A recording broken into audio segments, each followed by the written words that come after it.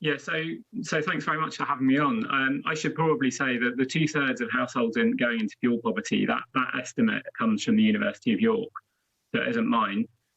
But that's based on a conventional measure of fuel poverty where households are spending more than 10% of their net income on energy costs. So that's their gas bill, their electricity bill, and vehicle fuel. And just to put this into context, the increase in energy costs facing UK households over next winter is absolutely stratospheric. Wholesale gas prices have risen 11-fold since 2019, and that's pushing household energy bills up to incredibly high levels, historically unprecedented, in more than 50 years.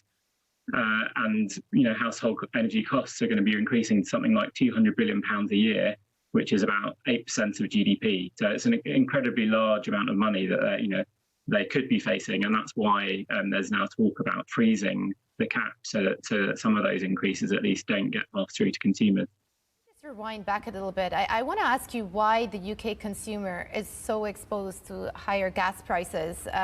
Because also, if you look at it through the lens of what's happening in Germany, for example, they're looking to apply an extra energy levy as of October the 1st. That's going to add about €500 annually to German households.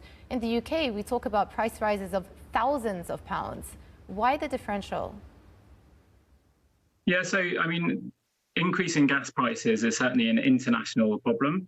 It's particularly acute in Europe, obviously as a result of Russia's invasion of Ukraine and their use of their energy exports as a kind of a weapon of war, if you like, where they're deliberately restricting exports to Europe. And at the same time, European countries are scrabbling to move away from buying Russian fossil fuels because they don't want to be giving money to Vladimir Putin's regime. But the UK does face particularly extreme version of this. And, that's partly because UK households are uniquely kind of heavily reliant on gas to heat their homes. So 85% of homes in the UK use gas boilers.